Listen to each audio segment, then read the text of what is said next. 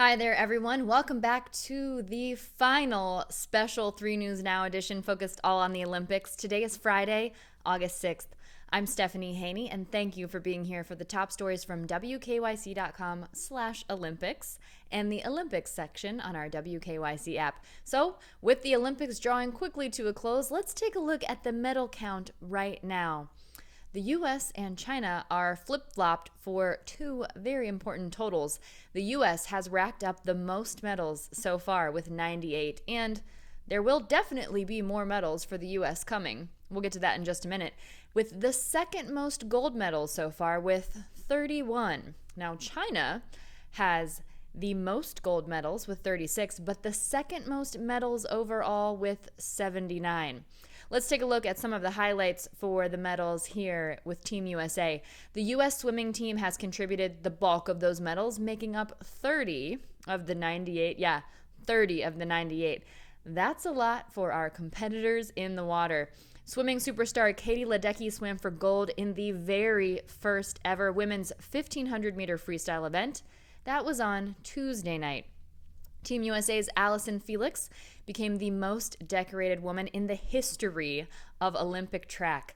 That happened today with her winning bronze in the 400-meter, and that marked her 10th career Olympic medal. Congratulations, Allison Felix. That is incredible. The United States beach volleyball's A team of April Ross and Alex Kleinman won over Australia in the final match today. With that win, Ross completed her set, so she got an Olympic beach volleyball medal of silver in London, bronze in Rio de Janeiro, and the gold that she just won at the Tokyo Games. On Tuesday, July 27th, American surfer Carissa Moore and Italo Ferreira of Brazil became the first Olympic surfing champions in the sport's Olympic debut this year in Tokyo. Moore is a 28-year-old from Ohio, 28-year-old, and she really delivered a standout performance, bringing home the gold in the women's competition. Ferreira won in the men's competition. Suni Lee from Team USA Women's Gymnastics became the 5th straight American woman to win gold in the Olympic Gymnastics all-around title on Thursday, while defending champion Simone Biles watched from the stands after having withdrawn from that competition, citing her mental health that she needed to take care of, and that's something that was applauded throughout this Olympic Games. Simone Biles and teammate Jordan Childs were welcomed home in Houston at Houston's Bush Airport. It was quite the excitement there for them to come home. Now, Biles did end up returning to competition in the balance beam for the women's individuals, and she won the bronze medal there. And her and teammate Childs, along with 2 others from Team USA Women's Gymnastics, they brought home the silver in the women's team finals in Tokyo. Also, to surprise Simone Biles in Houston, members of her Spring World Champions Center were there to surprise her, and they had a little parade for her honoring her. And she said that the plan was to get some steaks. Now, out of those 98 medals, by the way, that Team USA has brought home, again, a couple more definitely coming. We don't know exactly what they'll be, but definitely a couple more coming. 12 of them came from Ohio. Maybe 13, because Kyle Snyder, who is an Ohio State grad, he still has to compete in the wrestling finals, the men's freestyle 97 kilogram. That's happening tomorrow, time TBD right now, but that will be on Saturday. Another thing happening tonight, the men's basketball gold medal game. Team USA is a part of that. A lot of people had some shaken confidence in Team USA when the Olympics were getting started, but they are competing for the gold. They will play France for the gold medal tonight. That will be at 10:30 p.m. Eastern time. So you'll be able to watch that on Channel 3. You can also stream that. Go to WKYC.com/Olympics. Check our WKYC app, and make sure you're following us on Twitter at WKYC so you can stay up to date on all of these competitions. Again, very quickly coming to a close at the Tokyo 2020 Olympics.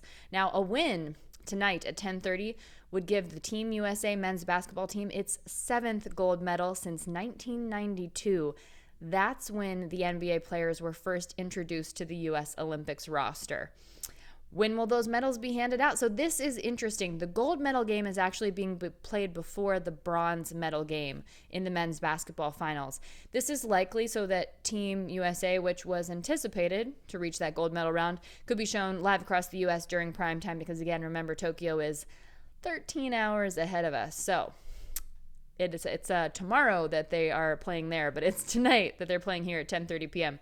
So that means that after the bronze medal game happens at 7 a.m. tomorrow, that's between Slovenia and Australia, the medals will be awarded after that. So that's when you'll be able to see those medals awarded. Now, let's talk about one of those Ohio athletes who brought home gold. I'm talking about Olmsted Falls Katie Nageotte. She talked with 3 News about how she was feeling after her incredible win. She said, "This is everything I've ever dreamed of and ever wanted, and I could not feel luckier, more blessed. I just feel ecstatic." You could really feel the joy and the emotion coming for her. It was a 4.9 meter jump that won her the gold in the women's pole vault finals. Just absolutely incredible. She said that she was shocked. Here's what she said. "That last winning jump, I was more shocked because as I was coming in and as I was rising, I was like, this is not a good jump. There's no way I'm making this bar." She said, "I could do that exact jump 1,000 more times and not make that bar. I just got very lucky." She might call it luck, but obviously it took a lot of skill for her to get to that point. You can see that exact moment. It's linked on WKYC.com at the 116-minute mark if you want to watch Katie Nageotte winning gold for Team USA in the women's pole vault final. There was a watch party at Fat Little Buddy's Tavern in Olmsted Township, where Katie Nageotte is from, and she got to see some of the reaction there. She said it was the coolest thing. She said she wishes she could have been in 2 places at once because it looked like they had a really good time. And she said for everyone who has supported her, anyone who posted a picture, sent a message, tagged her, she says, "I could say it 1,000 times over every day and it wouldn't be enough. I'm so appreciative to everyone who has done anything from wish me luck to just liking a picture on social media. I can feel all the support. I felt it out there, even though there were no fans in the stands, of course, at the Tokyo 2020 Olympics happening in 2021 because we are still living in a COVID-19 pandemic. Yes, we are, and it has touched every aspect of our lives, including the Olympics, which were delayed from last year. So what's next for Katie Nageotte? Well, she says, ironically, the season's not over. There's a couple more meets that she has to be a part of. Next year's World Championship is in Oregon, and she thinks other than the Olympics, she's very excited to compete on U.S. soil at home for the championship. She says that's as good as it gets. And yes, she does have her sights set on defending that gold medal win in Paris 2024 for the next Summer Olympics, which will be just 3 years away. Usually they get 4 years in between the Summer Games, but because of the schedule this year, it will be 3. Also, in case you didn't catch it, Katie Nageotte sort of channeled LeBron James after she won that gold medal. If you remember back in 2016 when LeBron James and the Cavaliers won the NBA Finals, he said, "Cleveland, this is for you." Well, Katie Nageotte had her own moment like that. She turned to the camera and she said, "Cleveland, this is for you," after she finished that 4.9 meter win. Now, there will be a meet and greet on August 13th. We'll bring you the details. So if you'd like to see Katie Nageotte in person, you will be able to do that. And she's also been invited to throw out the first pitch at an upcoming Tribe game. So keep your eyes peeled for that. Now, here's a preview of what you'll see tomorrow, Saturday, at the Tokyo 2020 Olympics. Tomorrow, Saturday, is the last full day of events, and the U.S. has a chance to make some history on the basketball court.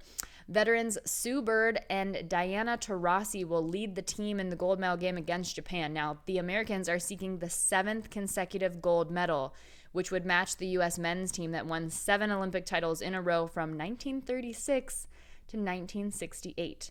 Not even the Dream Team has done that since, remember, we just talked about the NBA players being introduced to the men's basketball Olympic team. Well, a win would give Bird and Taurasi a record 5th basketball gold medal each. In the pool, U.S. goes for the 3rd consecutive Olympic gold in women's water polo, facing Spain. The final medal of the games will be decided in track and field in the women's high jump and 10,000 meters, and men's javelin and 1,500 meters, wrapping up with women's and men's 4x400 relays and the men's marathon. Now, if you want to watch the closing ceremony, you're not going to be able to watch it live on TV. You're going to want to go to WKYC.com/Olympics for that. Follow us on Twitter, WKYC. That's Sunday at 7 a.m. And the closing ceremony will be on TV, not live. It will be in the evening. You'll be able to catch that broadcast happening, the primetime coverage, around 8 p.m. And then we will call it a close on the Tokyo 2020 Olympics. Thank you for being here for the 3 News Now updates throughout. And we will see you next time.